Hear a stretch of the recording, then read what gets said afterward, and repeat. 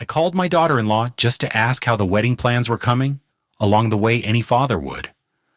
Her voice was calm, almost cold, and then she said the words that froze me in place. It was yesterday. Only special people were invited. My name is George. I'm 75 years old, a widowed father who spent 40 years in the steel mill. For 3 years, I sent nearly $40,000 from my pension to cover their rent, groceries, even their car loan. I thought sacrifice meant family. I was wrong. The gray suit I bought for the wedding still hangs in my closet next to the $1,000 check I had prepared as their wedding gift. I was not a special person in their eyes. And when I finally refused to give more, they came after everything. My house, my savings, even my dignity. If you've ever been betrayed by family, treated like nothing more than an ATM, stay with me. This story will show you that sometimes the hardest blow life delivers can turn into the most meaningful gift you'll ever receive. I set the phone down and looked around my living room. The walls were plain, the old recliner sagged, and a brand new suit bag still hung from the closet door. Just 2 days earlier, I had stood in front of a mirror at Men's Warehouse letting a young clerk measure my shoulders. I told him my boy was getting married and I wanted to look sharp. I bought a charcoal gray jacket, a simple white shirt, and a navy tie with tiny silver dots. It was more money than I should have spent, but it felt worth it. A father only sees his son marry once. At least that is what I thought. I had even stopped by the florist down on Market Street. I picked up a small bouquet of white lilies. My wife, God rest her soul, had loved them. I figured I could bring the flowers to the reception, set them on the table, and in some way, she would be there with us. I even wrote a check for $2,000, tucked it into a card with a handwritten note, ready to give it to David and Melissa as a start for their future. That card was still sitting in the drawer of my kitchen counter. The night before, I had watched the Browns play on TV, sitting with a can of Budweiser in my hand. I had been daydreaming about the reception, picturing old friends and co-workers from the mill stopping by to congratulate my boy. I thought maybe I would even invite a couple of the guys from church to come celebrate. I imagined dancing a little, though my knees are not what they used to be, and raising a toast to my son and his new wife. The thought had made me smile. Now, less than 24 hours later, I was staring at my computer screen in disbelief. Melissa's Facebook page was wide open, full of pictures from the wedding I was not invited to.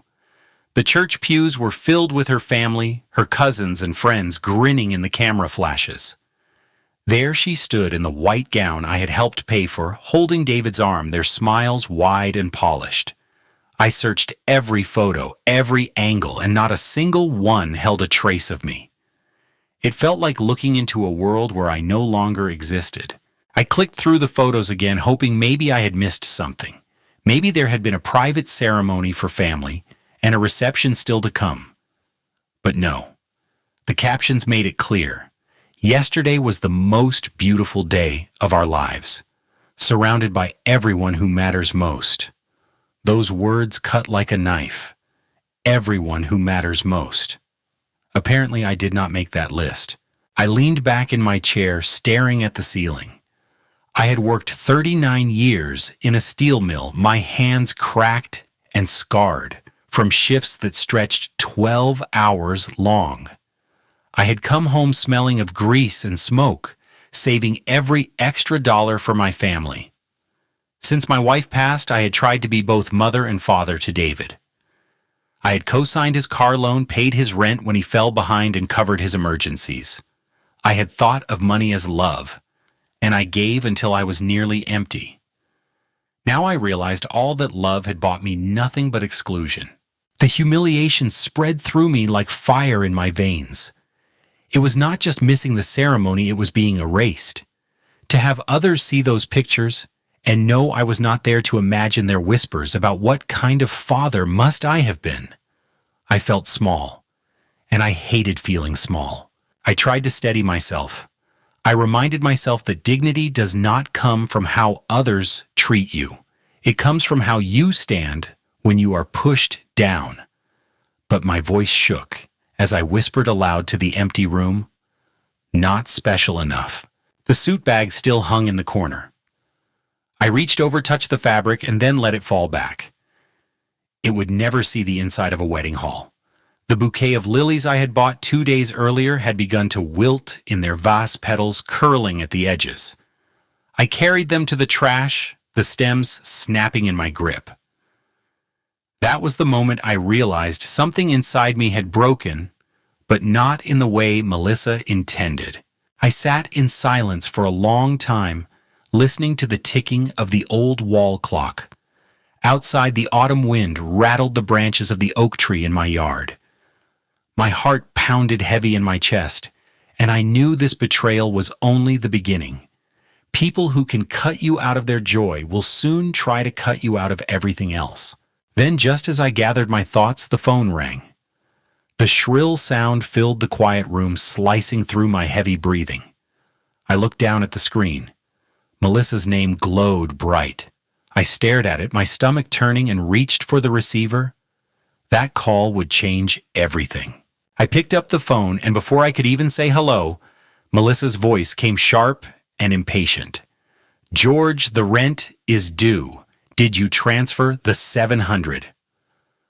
For a split second, I heard something in her voice I had never noticed before.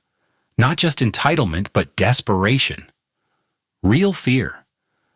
Later, I would learn that Melissa's own mother had cut her off financially 6 months earlier, calling her a leech who never learned to work. Perhaps that's why she clung so tightly to my money. It was all she had left. But in that moment, all I knew was the cruelty of her words about being special enough. Something in me cracked right then. All the years of bending, of giving in, of handing over money without question, they rose up inside me. I had been treated like an open wallet, a walking ATM.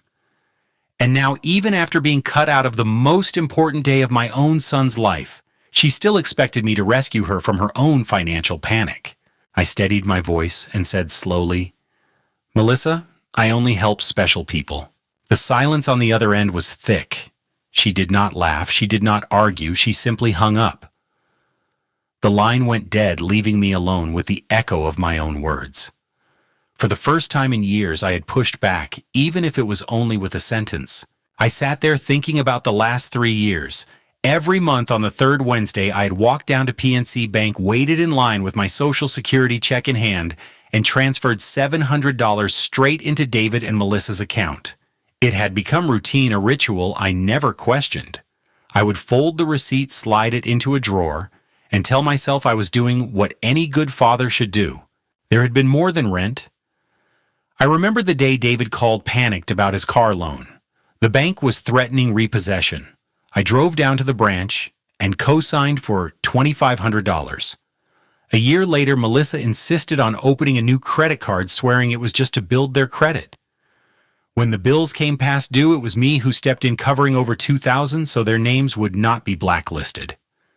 Emergencies popped up like weeds. A broken fridge, a dental bill, groceries when they claimed times were hard. Every time I pulled from my savings or my pension and told myself I was helping them find their footing. The truth was, it was not just about money. It was about trying to fill the hole my wife had left when she passed. David was all I had, and I thought if I gave enough, he would stay close. I thought money was a bridge that would keep us connected. But bridges can also collapse under too much weight. I remembered the vacations I had turned down. There was a seniors bus tour to Las Vegas 2 summers ago. My friend Frank tried to talk me into it. He said, "George, you need to get out.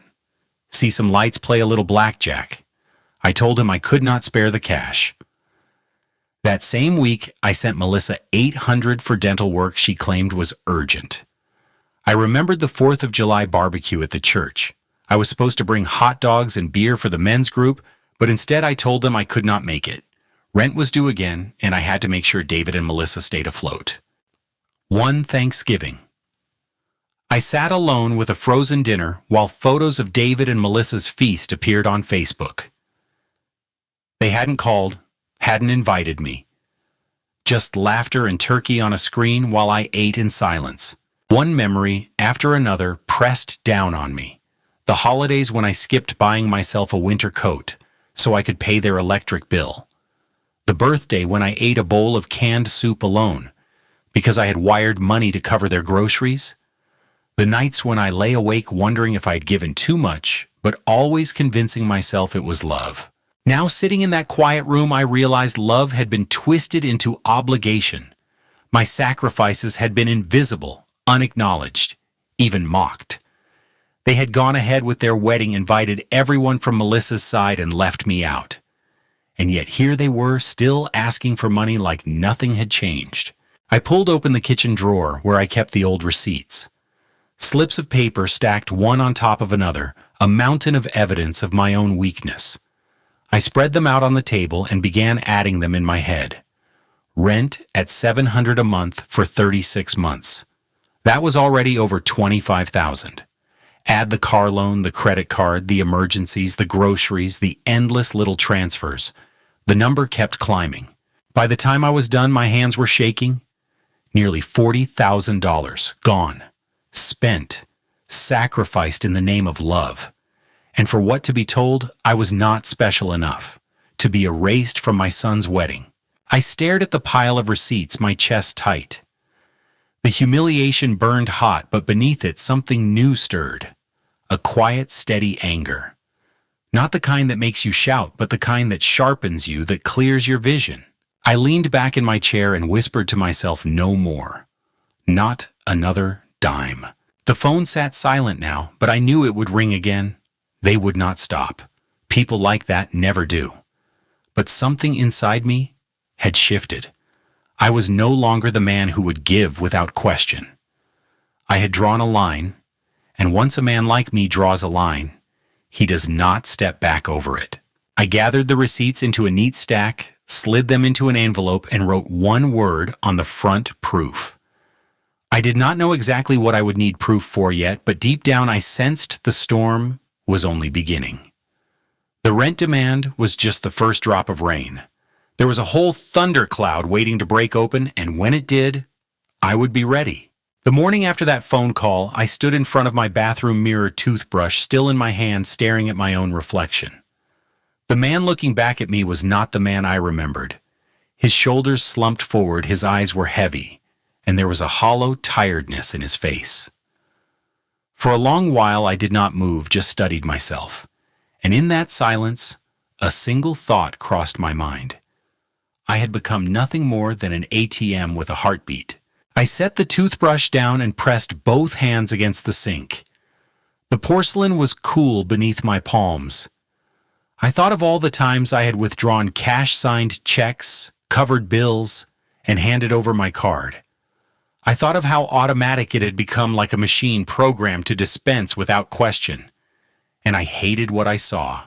I walked into the bedroom and pulled open the drawer where my late wife's things were still kept. A small box held letters and notes she had written over the years. My fingers brushed against an old card, the handwriting neat and familiar. Inside she had once written, "Don't let anyone take advantage of you, George." I read it aloud, my voice cracking.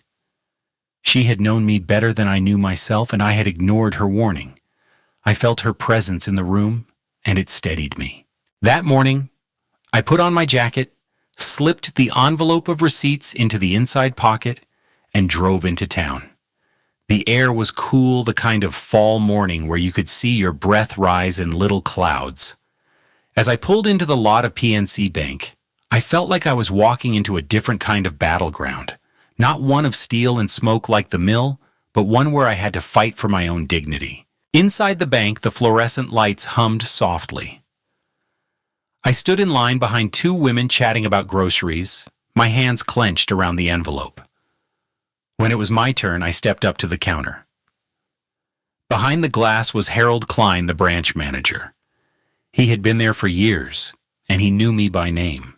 "Morning, George," he said with a polite smile.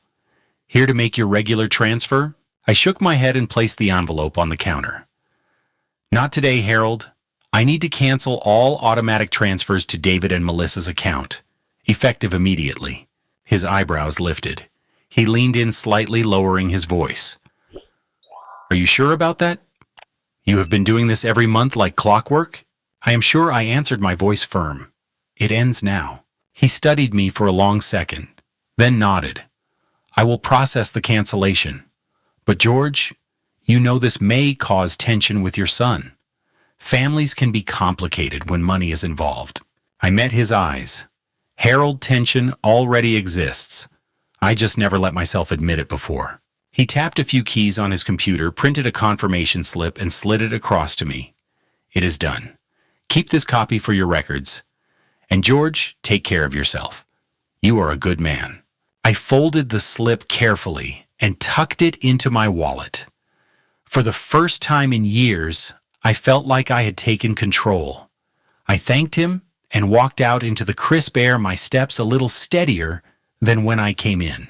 As I drove home, memories of my wife filled my head. I could almost hear her voice in the passenger seat reminding me of the words in that card. Don't let anyone take advantage of you, George. She would have been proud of me that day. I whispered it to the empty car just to hear it out loud. Back at home, I set the envelope of receipts on the table and sat in silence. The house was quiet but not peaceful. There was a weight pressing in, the kind that comes when you know a storm is brewing. My decision at the bank had drawn a line in the sand, and I knew David and Melissa would not accept it quietly. The phone rang once. I let it ring. Then again. And again. I glanced at the screen. First, it was David's name, then Melissa's, then just private number. Each time I let it ring until it stopped. The shrill sound echoed through the house, drilling into my nerves. I imagined Melissa's voice on the other end, sharp and demanding, David's voice pleading. But I did not answer. I walked over to the window and looked out at the oak tree swaying in the wind. I could feel the phone buzzing again in the kitchen, vibrating against the counter. But I refused to move. I folded my arms across my chest and stared into the distance, whispering to myself, no more. I will not pick up. The ringing finally stopped, leaving the house in silence again. I could hear only the ticking of the old wall clock, steady and relentless. The quiet felt heavier than before, but I knew it was the right choice. For the first time in a long time, I was not letting someone else dictate my actions. I was reclaiming my ground, and as I stood there, the phone began to ring once more. I closed my eyes, took a deep breath, and let it go unanswered. I had just finished washing the dinner dishes when the knocking began. At first, it was steady, almost polite, but after a few seconds, it grew louder, sharper, a demand instead of a request. My hands were still wet when I dried them on a towel and walked toward the front door. The old oak floor creaked under my boots. Something in the sound of that knocking told me this was not a neighbor or a friend dropping by. When I peeked through the small glass window, my stomach tightened.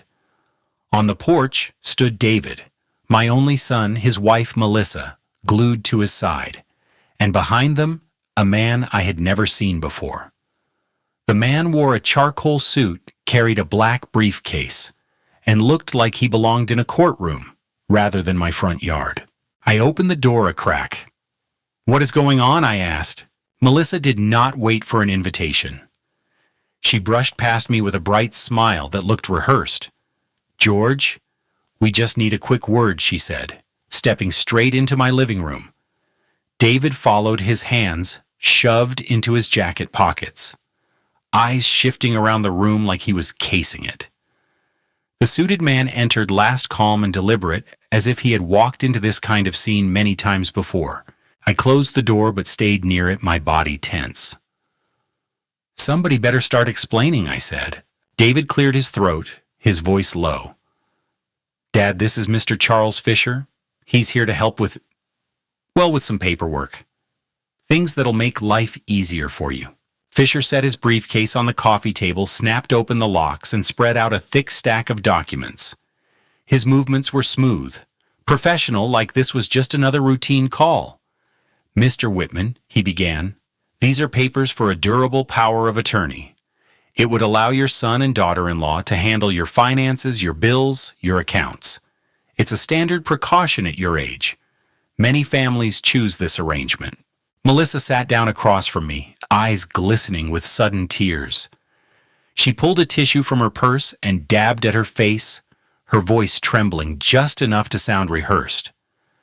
"Dad, confusion is normal at your age. We're only trying to protect you. You don't want the stress of handling all these responsibilities anymore, do you?" I stood still, one hand resting on the back of the recliner, the other clenched at my side. I took a deep breath, letting the silence sit for a moment before I answered. My voice came out steady, stronger than I expected. I worked 40 years in a steel mill. I know what confusion feels like, and this isn't it. I'm not confused about who I am. Her tears froze for a split second before she forced out another sniffle. She turned to David, her eyes wide, as if urging him to step in. David shifted uncomfortably. He would not meet my eyes. "Dad, this is just to make things smoother. You wouldn't have to worry about forgetting a bill or messing up your meds.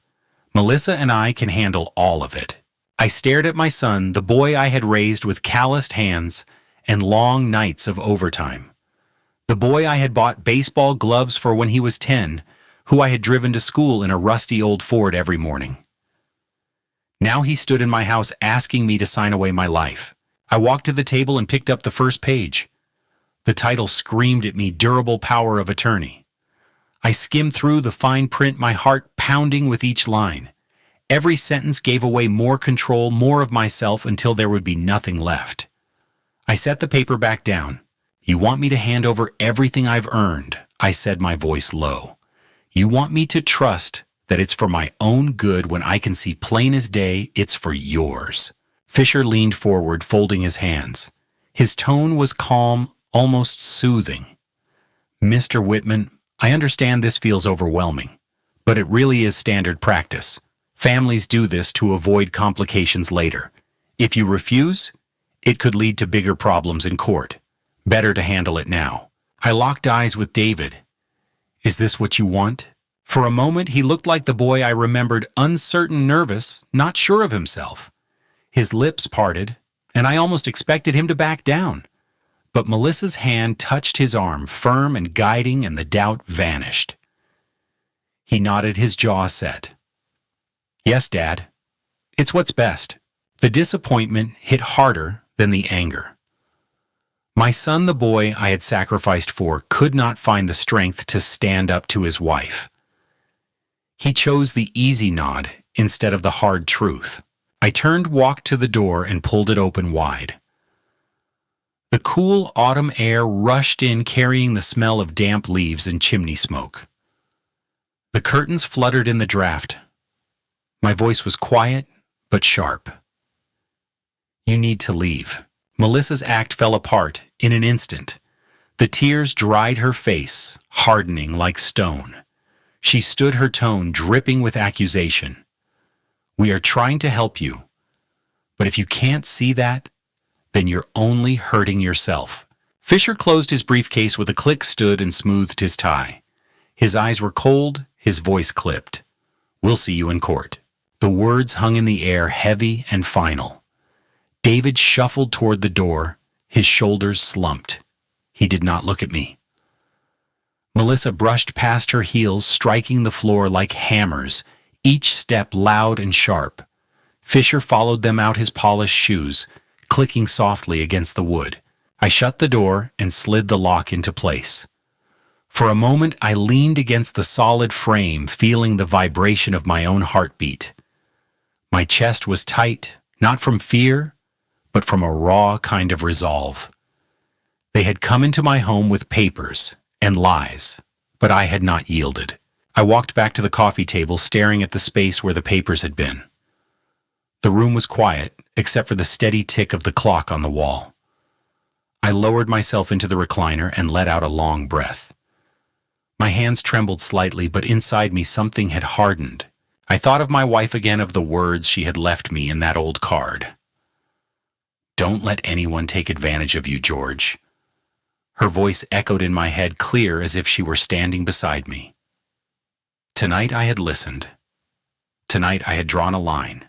Outside I heard their car start. The tires crunched over the gravel, then faded down the road until silence returned.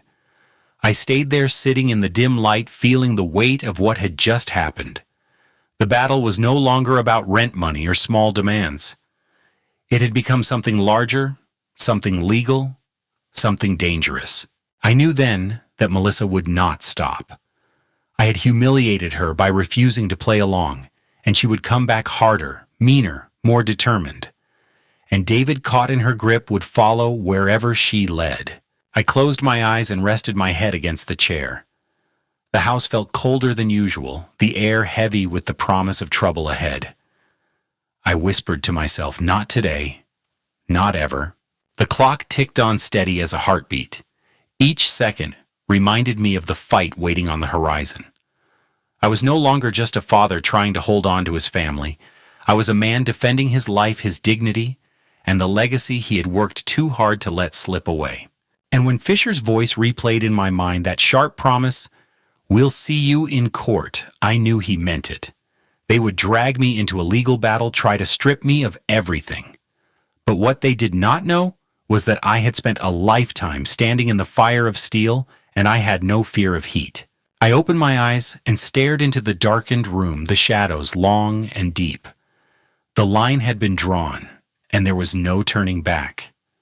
The next move would be theirs, but I would be ready. The morning after the confrontation, I drove into town with a knot in my stomach. The sun was out, but the air felt heavy pressing against me as I walked up the steps to a small brick office, with a brass plaque by the door, "Samuel Weber, Attorney at Law." I had known of him for years, a man in his late 60s who had made his name handling elder law cases, protecting people like me from predators who often came wearing family ties. When I stepped inside, the office smelled faintly of leather and old books. Weber looked up from his desk, his glasses perched low on his nose. He stood and shook my hand firmly. "George, I heard what happened. Sit down. Tell me everything." I sank into the chair across from him and laid the envelope of receipts on the desk. I told him about the rent payments, the car loan, the credit card, the emergencies. I told him about being left out of the wedding, about Melissa's phone call, demanding more money, about the visit with Fischer, and the stack of papers. My voice was steady at first, but it broke when I admitted the words Melissa had used. Only special people were invited. Weber listened without interrupting, his fingers steepled beneath his chin. When I finished, he opened the envelope, glanced through the receipts, and leaned back. His expression hardened. "George, this is elder financial abuse. It is a pattern clear as day. They have been draining you for years, and now they are trying to strip you of your rights. We will fight this." His words steadied me. I felt a weight lift, replaced by something stronger. Resolve. "What do I do next?" I asked. "You protect yourself," he said. "Document everything. Do not give them another dime. Secure your home. And keep every scrap of evidence, because we may need it in court. They will not back down after the stunt with Fischer." I nodded, the knot in my stomach loosening. I left his office with a folder of advice and a lawyer who believed me. For the first time in weeks, I did not feel alone. That afternoon, I drove to Ace Hardware, a place I had been many times over the years, for screws, nails, and paint. Tom Summers, the owner, greeted me at the door with a grin. He was my age, maybe a little younger, broad-shouldered and cheerful. His son Ethan worked behind the counter, tall and lanky, with a ball cap pulled low. "George, what brings you in?" Tom asked. "I need new locks and a security system," I said. My voice came out more serious than I intended. Tom raised an eyebrow. "Trouble? Family trouble," I answered. That was all I needed to say. Tom clapped a hand on my shoulder. "We'll get you fixed up." Ethan grabbed the lock sets and the cameras from aisle 3. Within an hour, we were back at my house. Ethan unpacked boxes while Tom showed me how the new deadbolts worked. Together, we replaced the locks on the front and back doors, then mounted cameras above the porch and the garage. Ethan walked me through the setup on a small monitor, showing how it recorded and stored video. As they worked, I felt something shift inside me. Each screw driven into the frame, each camera mounted on the wall, felt like reclaiming a piece of control. When Tom tested the front door, and the lock clicked firmly into place, I let out a long breath. "Feels better already, doesn't it?" Tom said. "It does," I admitted. "Safer, stronger." When they left, I stood in the doorway, watching their truck disappear down the road. For the first time in a long while, I did not feel entirely vulnerable. That evening, as I walked to the mailbox, I noticed an envelope sitting alone inside. No return address, just my name written in block letters. My stomach tightened as I tore it open. Inside was a single sheet of paper, the words typed in bold black ink. "They're planning to put you in a nursing home." I read it twice, my hands trembling. My mind raced with possibilities. Who had sent it? A neighbor. Someone who had overheard Melissa talking? Was it a cruel prank, or was it the truth? I carried the letter inside and sat at the kitchen table staring at the words.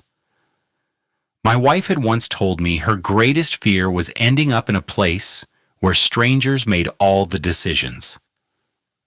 I had promised her it would never happen. Now the threat hung over me like a storm cloud. I slipped the letter into the envelope with my receipts and closed it tight. Whatever this was, it was part of the evidence. Another piece of the puzzle showing just how far Melissa was willing to go. That night I sat in my recliner, the glow from the small monitor showing the camera feeds. The front porch, the driveway, the side yard all bathed in grainy light. I told myself it was probably pointless, that no one would show up.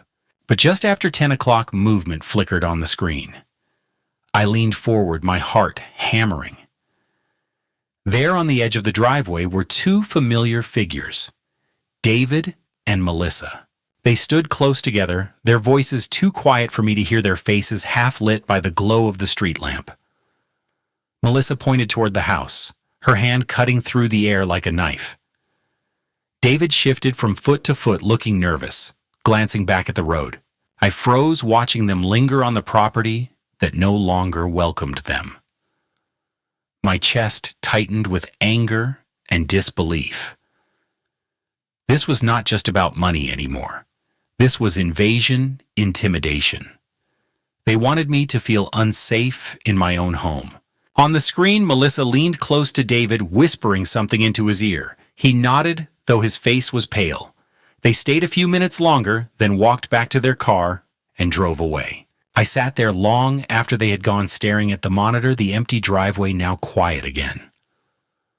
My fists were clenched tight on the armrests. The letter, the cameras, their presence outside my home. It was all part of the same pattern. A pressure meant to break me down, but it would not work. I had lived through harder times. I had endured the roar of molten steel, the grind of 12-hour shifts, the loss of my wife. I was not about to be pushed into the shadows by my own son and his wife. The fight had only just begun, and I was ready for it. The proof was mounting, the evidence clear. And if they wanted to drag me into court, I would walk in with my head high and every receipt, every recording, every letter in my hand. The night stretched on the cameras, flickering quietly, the house secure behind new locks. But the image of them standing in my yard would not leave me. Their shadows lingered in my mind, a warning of what was still to come. The pounding on my door came early in the morning, sharp and official. I pulled on a flannel shirt and walked down the hall, my knees stiff from the cold. When I opened the door, two people stood on the porch. A woman in a navy jacket with a clipboard and badge, and a younger man carrying a tablet. Their expressions were polite but serious. "Mr. Whitman?" the woman asked. "We're from Adult Protective Services. We received a report of possible cognitive decline and unsafe living conditions. We're here for a wellness check." For a moment, I could not find words. My throat went dry. Behind them across the street, I noticed Mrs. Jenkins from next door, pausing on her porch with her dog staring openly. A car slowed as it drove past, the driver glancing my way. The humiliation hit fast and hot. I forced my voice to stay calm. "Come in," I said. They stepped inside, their eyes scanning the living room as though expecting to find garbage piled in the corners. The woman asked questions in a careful tone. "Do you know what day it is, Mr. Whitman? Can you tell me the name of the president? How do you handle your medications?" I answered each question clearly, but my hands shook with anger. They checked my refrigerator, opened my cupboards, even peeked into the bathroom. The younger man typed notes onto his tablet, nodding occasionally but saying nothing. Finally, the woman said, "Do you have any family nearby? Your daughter-in-law mentioned some concerns." The mention of Melissa's name made my stomach twist. Of course it was her. This was her next move to paint me as a paranoid old man losing his mind. I was about to protest when the sound of footsteps on my porch made me turn. The door opened and in walked Samuel Weber, my lawyer briefcase in hand. "I hear you're here on a wellness check," he said smoothly. "Good. I can provide documentation that Mr. Whitman is of sound mind." The woman blinked, surprised. "And you are?" His attorney, Weber replied, pulling out a folder. "Here are his most recent medical evaluations signed by his primary care physician. Here are records of his bank transactions showing clear management of his own finances. And here are affidavits from 2 neighbors who can attest to his daily routines. This man is competent, and this so-called report you received is nothing but malicious harassment." The younger man glanced at the paperwork scrolling on his tablet. The woman frowned, then sighed. "Mr. Weber, we have to follow up on every report. We don't get to choose which ones to ignore." "I understand," Weber said, his voice calm but firm. "But I want it on record that this report is false and harmful, and I will be following up with your department's supervisor." I stood there, fists clenched at my sides, watching as they nodded and wrote more notes. Finally, the woman closed her clipboard. "Mr. Whitman, we find no immediate concerns today. You appear well, and your home is in order. We'll close this case for now." I nodded stiffly. "Thank you," I said, though my voice was tight. They left their shoes clicking down the porch steps. I walked them to the door, and as it opened, I saw 2 more neighbors watching from across the street. Mr. Davis stood in his driveway pretending to sweep, but his eyes were on me. Their faces carried curiosity, maybe even judgment.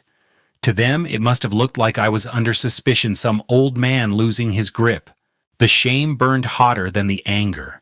To be paraded like that in front of people I had known for decades was almost too much. I shut the door hard and leaned against it, my breath coming in short bursts. Weber set his briefcase on the table and looked at me steadily. "They're trying to break you, George. They want the community to believe you're unstable. That way, when they file in court, it will look like they're only trying to protect you." A week earlier, I had gone to the VA clinic for my annual checkup. The doctor told me my blood pressure was steady, my memory sharp. Veterans like me, he said, knew how to endure. That paper now sat in Weber's folder, proof that I was sound. I lowered myself into the recliner, feeling the weight of the morning. Melissa did this. I know she did. David might have gone along with it, but this has her fingerprints all over it. Weber nodded. "She's cunning. I'll give her that. But cunning does not win against evidence. And we have plenty. Keep your cameras running. Keep every receipt. And most importantly, don't let them rattle you." I rubbed my hands together, still trembling. "It's not easy being treated like a criminal in your own home." "I know," Weber said. He leaned forward, his voice steady. "But listen to me. This was just step 2. The next step will be bigger. Guardianship. They'll try to convince a court that you're legally incompetent so they can seize control of your assets. That's where this is heading." The words settled heavy in the room. Guardianship. I had heard stories of people losing everything that way, their children or relatives taking over, dictating every move until the parent had no say left in their own life. The thought of Melissa holding that kind of power over me was unbearable. I looked out the window past the oak tree swaying in the breeze and saw Mr. Davis still pretending to sweep. I could almost hear him whispering to the neighbors, later spinning his own version of what he had seen. The humiliation twisted inside me like a knife. But as I sat there, something hardened. They had brought the fight to my doorstep, and I had stood through it.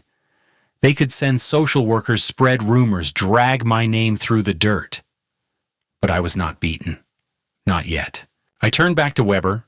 His eyes were steady, his voice calm.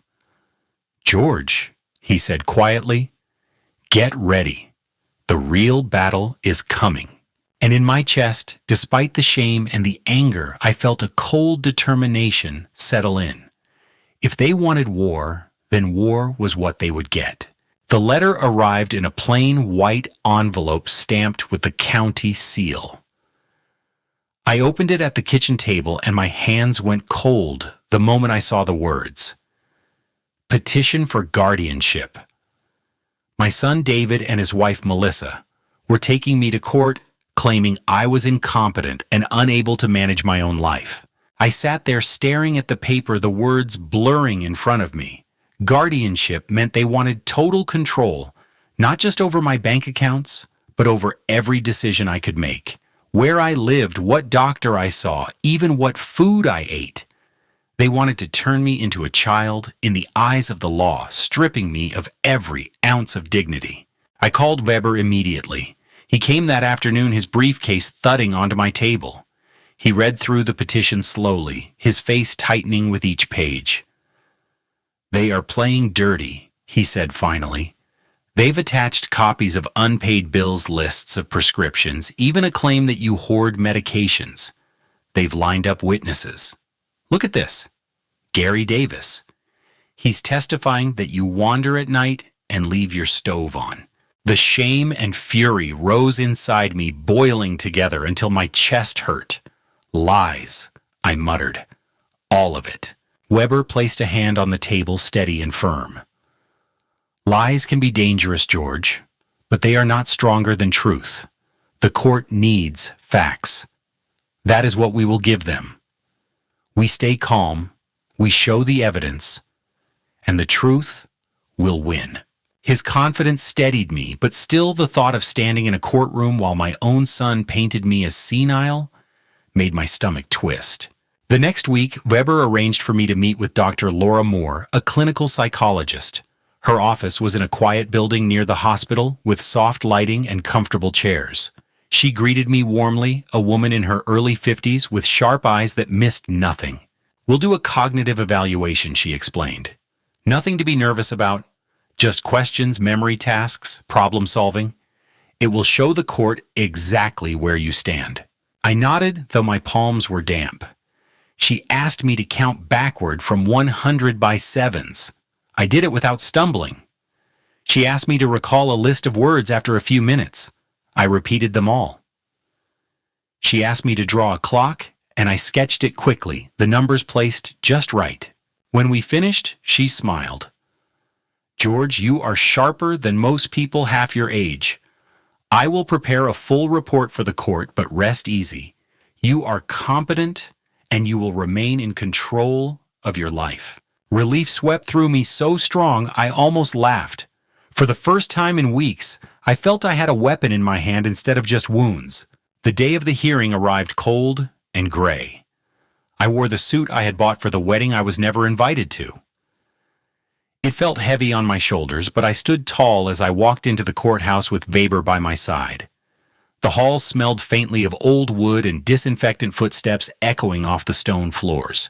When we entered the courtroom, David and Melissa were already seated with Fischer at their table. Melissa wore a dark dress, her hair pulled back neatly, her face carefully painted with sorrow. David looked pale, and drawn, his eyes fixed on the table in front of him. Fischer looked as calm as ever, his papers stacked neatly, his expression unreadable. The judge entered, and everyone stood. Judge Miller was a tall man in his 70s, with silver hair and a voice that carried authority without effort. When he sat, the bailiff called the case, and the hearing began.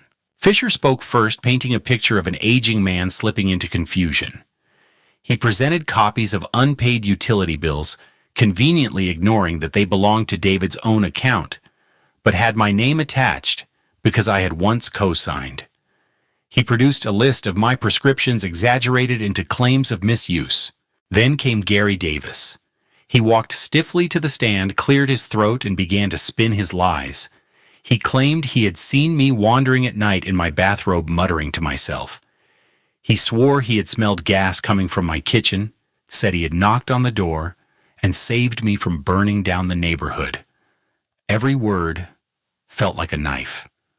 I wanted to shout to call him a liar, but Weber's hand on my arm kept me still. When Gary finished, Fischer looked satisfied. Melissa leaned against David's arm, her face arranged into a mask of concern. Weber stood. His voice was calm, measured. The petitioners want you to believe George Whitman is incompetent, but the truth tells a different story. We will present medical evidence, financial records, and witnesses who actually know this man's daily life. He called Dr. Moore to the stand. She testified clearly, describing my evaluation. Mr. Whitman performed well above average for his age. There are no signs of dementia or cognitive decline. He is fully capable of managing his affairs. Her words felt like sunlight breaking through clouds. The judge nodded, taking careful notes. Next, Weber submitted bank records showing my regular deposits and bill payments all in order. He pointed out how the supposed unpaid bills were actually tied to accounts managed by David and Melissa. Piece by piece, he dismantled their story, laying bare the manipulation. Still sitting there, I felt the weight of eyes on me. The courtroom was not full, but a few locals had come to watch. I imagined whispers spreading, neighbors repeating Gary Davis's lies as if they were fact. The humiliation was deep, but I held my head high. When the judge called for a recess, I stood and stretched my stiff legs. Across the room, David looked up for a moment. Our eyes almost met, but he turned away quickly, staring at the floor. For just a second, I thought I saw guilt flicker across his face. But Melissa sat rigid cold, her gaze cutting straight through me. That look told me this was not over, no matter what the evidence showed. She would not stop until she had what she wanted. And I knew the real battle was still ahead. The courtroom was colder the next morning, as if the walls themselves carried a chill. Sunlight spilled in through the high windows, but it felt pale and distant. I sat behind Weber at the defense table, the suit collar stiff against my neck, my palms damp. Across from me, Melissa dabbed her eyes with a tissue, already preparing for her performance. David sat beside her, staring down at the polished wood, as if it might offer him an escape. Judge Miller called the hearing back to order. Fischer rose, buttoned his jacket, and stepped into the center of the room. His voice was smooth, practiced. Your Honor, what we see here is a man who has lost the ability to make sound decisions. Mr. Whitman is no longer capable of managing his affairs. He is vulnerable, confused, and increasingly paranoid. His son and daughter-in-law are simply trying to ensure his safety. He gestured toward Melissa, who lowered her eyes and let a single tear roll down her cheek. Mrs. Whitman, Fischer continued, Please tell the court about your concerns for your father-in-law. Melissa's voice trembled as she began. I have watched George decline over the past year. He forgets dates, misplaces, bills, repeats the same stories. Sometimes he calls us late at night, sounding disoriented. We love him, but he is not safe alone. We are afraid he will hurt himself or lose everything he worked for. She paused, pressing the tissue against her eyes. A quiet sniffle echoed across the room. A couple of people in the back shifted uncomfortably, the picture she painted sinking into their minds. Weber leaned close to me and whispered, Steady. Let her finish. Fischer nodded gravely, as though her words had carried great weight. And what happened when you tried to help him with his finances? Melissa's shoulders shook. He became angry. He accused us of trying to steal from him. We only wanted to protect him. We want what is best. For a moment, the silence in the courtroom felt heavy. Judge Miller's eyes flicked toward me, unreadable. I felt my throat tighten. Then Weber rose slowly, buttoning his coat with deliberate calm. He walked toward the witness stand where Melissa sat, still clutching her tissue. His voice was even not raised, but there was a sharpness beneath it. Mrs. Whitman, he began, when was the last time you called George without asking for money? Melissa blinked. She opened her mouth, then closed it. The tissue hung in her hand, useless now. Weber tilted his head. I will ask again. Can you give this court a single example of calling him for anything other than a financial request? The silence stretched. She shifted in her seat, her eyes darting toward Fischer, but no answer came. Finally, she muttered, "I do not remember." The room stirred. I heard a cough, the scrape of a shoe, the quiet shuffle of papers. That silence spoke louder than any of her words. Weber stepped back. No further questions. He returned to our table and sat down, his expression calm, but his eyes glinting with quiet fire. I sat frozen, my heart pounding. For a moment, I felt vindicated. Melissa's mask had slipped, even if only slightly. But then Gary Davis was called back to the stand. Fischer guided him with careful questions. "Mr. Davis, you live across the street from Mr. Whitman?" "Yes," Gary said, his voice confident. "I have lived there 10 years. "Have you observed unusual behavior?" Gary cleared his throat. "Plenty. He wanders outside late at night in his robe. Sometimes he talks to himself. I smelled gas coming from his house one time. Had to bang on his door before he burned the place down. And he leaves his mail to pile up. Half the time I have to tell him the trash cans are still at the curb." The words poured out a script he had rehearsed. I felt heat rise in my face. None of it was true, but I could see the jurors leaning forward, listening closely. One of them frowned, another tapped a pen against her notebook. Doubt was creeping in. Gary stuck to his lies, answering confidently, never wavering. When he stepped down, I felt my stomach sink. For the first time, I wondered if Melissa's plan might actually work. George glanced at David, hoping for a spark of the boy he raised. David's lips parted, as if he wanted to speak, his eyes wet with something that looked like guilt. "Dad, he began. But Melissa's hand gripped his arm and the words died in his throat. Weber rose to begin the cross-examination, his voice calm and deliberate. Judge Miller called for a brief recess. As the bailiff announced it, I stayed seated, staring at the wood grain of the table. My thoughts spun. Would the court believe Gary over me? Would Melissa's tears outweigh my years of steady living? Weber leaned close, his voice quiet. "They landed a hit with Gary, but it is not over. We have Dr. Moore, the bank records, and your own testimony tomorrow. Hold steady." I nodded, though my chest felt tight. I leaned back in my chair, trying to calm my breathing. My mind drifted back to Melissa's words months earlier. Only special people were invited. The cruelty of it burned in my memory, a reminder of what this fight was really about. Not protection, not care, power. When court resumed, Fischer gave a closing statement for the day. He painted me as a man slipping away, a burden to myself and a danger to others. His voice was smooth, persuasive, designed to stick in the minds of those listening. Weber said little in response, saving his strength for tomorrow. The truth will speak clearly when the defense presents its case. He told the judge, then sat down. The judge nodded, his face unreadable, and adjourned for the day. The gavel struck, echoing through the room like a gunshot. I stood slowly, my legs stiff. Across the aisle, David finally lifted his head. For a split second, our eyes met. His gaze flickered with something I could not quite name. Guilt, maybe?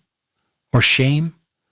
But just as quickly, he looked away, staring at the floor, as if it were the safest place in the world.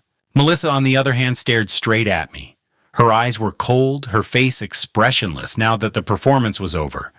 No tears, no tremble, only ice. I walked out of the courtroom with Weber at my side, my steps heavy, my thoughts darker than the gray sky outside. Tomorrow, I would take the stand. Tomorrow, I would speak for myself. And as I stepped into the hallway crowded with strangers and whispers, I wondered if the truth would be enough. The next morning, the courtroom felt heavier, as if the walls had absorbed all the lies from the day before. I adjusted my tie, the same one I had bought for a wedding I was never invited to, and waited for Judge Miller to call us to order. My hands were steady this time. I knew it was my turn to speak. Weber leaned close before the session began. "Tell the truth plain and steady. Do not let Fischer rattle you. The truth is our strength." When the judge nodded, I rose and walked to the stand. The bailiff swore me in, and I sat the wood hard beneath me. Fischer's eyes followed me, sharp and watchful, while Melissa folded her hands in her lap, her lips tight. David stared at the floor again, as if he could disappear into it. Weber stood and began gently.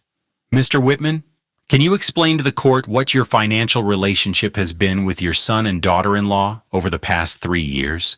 I drew a deep breath. Every month for 36 months, I transferred $700 into their account to cover their rent. That alone adds up to over $25,000. On top of that, I co-signed for a $2,500 car loan, paid over $2,000 on a credit card they left unpaid, and covered countless emergencies. Groceries, utilities, even dental bills.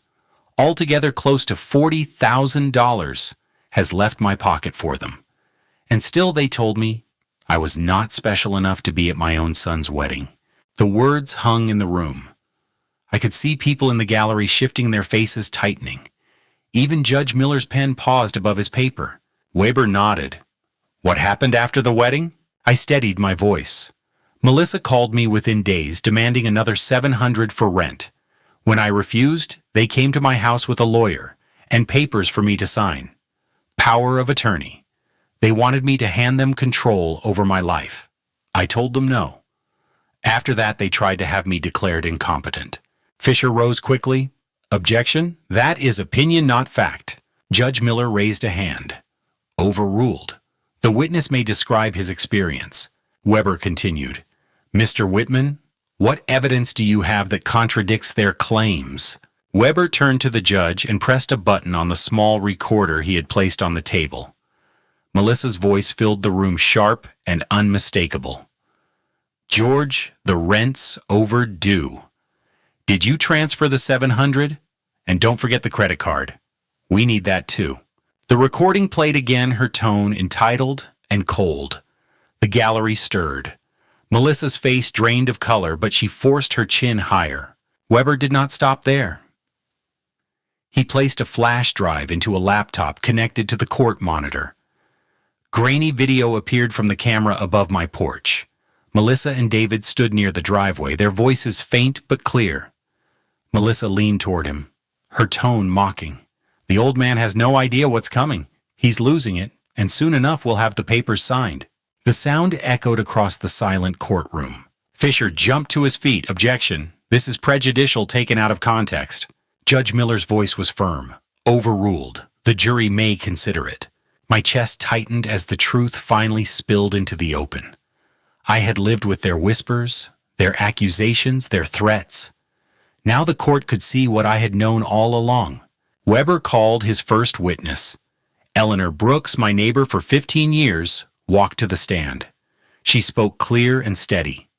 "I see George every morning walking to his mailbox. He tends his garden. He cooks his own meals.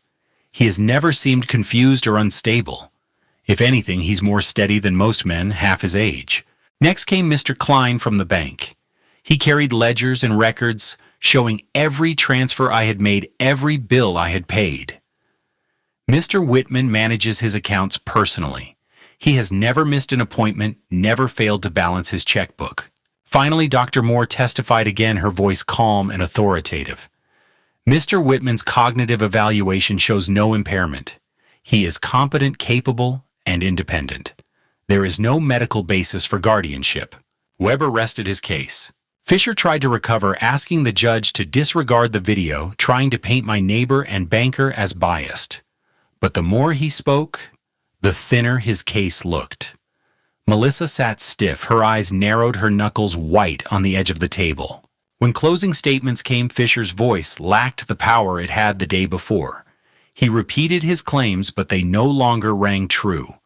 Then Weber stood, his voice quiet but commanding. "This case is not about protection. It is about control."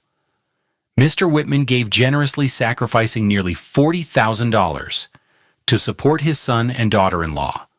When he finally said no, they punished him. They excluded him from family milestones. They smeared his name, and now they want the court to strip him of his rights so they can take everything he has left. But you have seen the truth. He is competent, capable, and deserving of his freedom.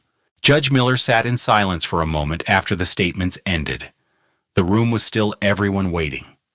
Finally, the judge cleared his throat and spoke. This court finds that the petition for guardianship is without merit. The evidence shows Mr. Whitman is of sound mind and capable of managing his affairs. The petition is dismissed with prejudice.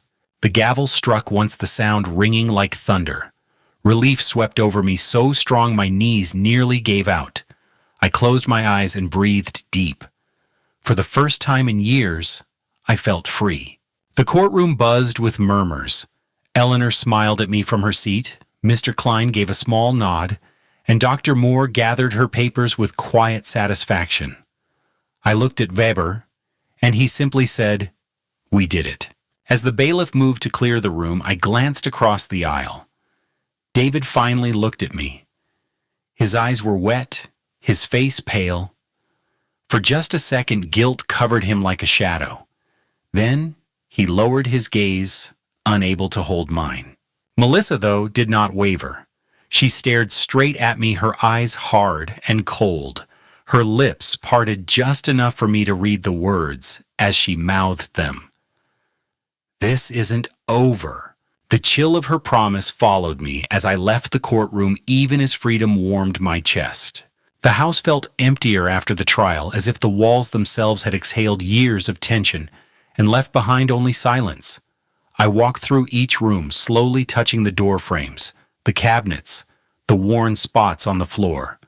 Every corner carried memories of raising my boy, of meals with my wife, of laughter that no longer filled the air.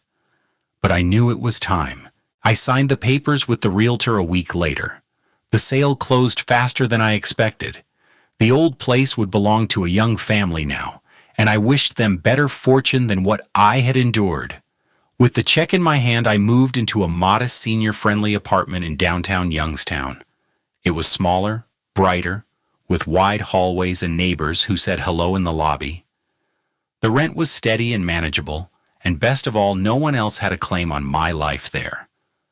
The first purchase I made was for myself.